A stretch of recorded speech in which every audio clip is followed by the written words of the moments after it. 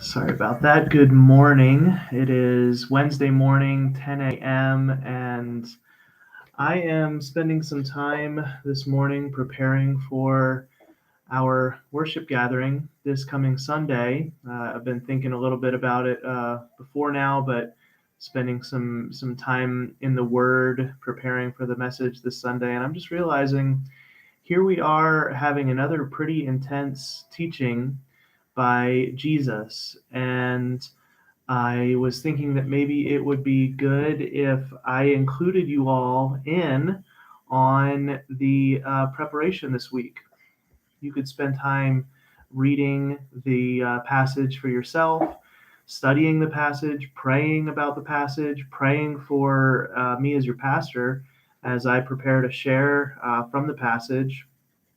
And I just thought maybe you would like to have some added opportunity to be able to offer your input. So as we study it this week, if you have any questions or thoughts that you want to send my way that I could respond to in this week's message, I'll do my best to make sure that I'm trying to answer what people are thinking and wondering. But let me just read the passage for you. This passage this week is Luke chapter 16, and we're looking at verses 1 through 13. And this is the parable of the shrewd manager. It's actually probably one of the parables that I've been most unfamiliar with. Even as I was reading it this week, I was wondering, I know I've read it before, but for whatever reason, it seemed very new. So here it is. Just wanted to read it to you so that maybe you could be even now spending some time getting your heart prepared for whatever the Lord wants to say to us this week. The parable of the shrewd manager, Luke chapter 16, verses 1 to 13. Jesus told his disciples, there was a rich man whose manager was accused of wasting his possessions. So he called him in and asked him, what is this I hear about you? Give an account of your management, because you cannot be manager any longer. The manager said to himself, what shall I do now? My master is taking away my job. I'm not strong enough to dig, and I'm ashamed to beg. I know what I'll do so that when I lose my job here, people will welcome me into their houses. So he called in each one of his master's debtors. He asked the first, how much do you owe my master? 900 gallons of olive oil, he replied. The manager told him, take your bill, sit down quickly, and make it 450. Then he asked the second, and how much do you owe? 1,000 bushels of wheat, he replied. He told him, take your bill and make it 800. The master commended the dishonest manager because he had acted shrewdly.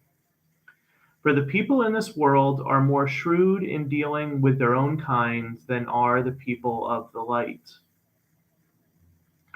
I tell you, use worldly wealth to gain friends for yourselves, so that when it is gone, you will be welcomed into eternal dwellings. Whoever can be trusted with very little can also be trusted with much. And whoever is dishonest with very little will also be dishonest with much. So if you have not been trustworthy in handling worldly wealth, who will trust you with true riches? And if you have not been trustworthy with someone else's property, who will give you property of your own? No one can serve two masters. Either you will hate the one and love the other, or you will be devoted to the one and despise the other. You cannot serve both God and money. This is the word of God for we the people of God. And we say together, thanks be to God. And now we take time to pray and study and think and just ask questions about this passage. You'll probably need to read it a couple times yourself, but I hope this is a beginning to getting us all ready to hear what the word of the Lord is for us this coming Sunday. I'm blessed to be your pastor. I do want to just to invite you once here on being Wednesday to our Wednesday night gathering tonight at 7 o'clock. We're going to be beginning our Beatitudes Project series. I really believe it's going to be a very special time together. There'll be some video, there'll be some artwork, there'll be some music, some different things that we're all going to compile together so that we can really engage the Beatitudes in a really special and fresh way. So I hope you'll be able to join us tonight. God bless you, and we'll talk to you soon.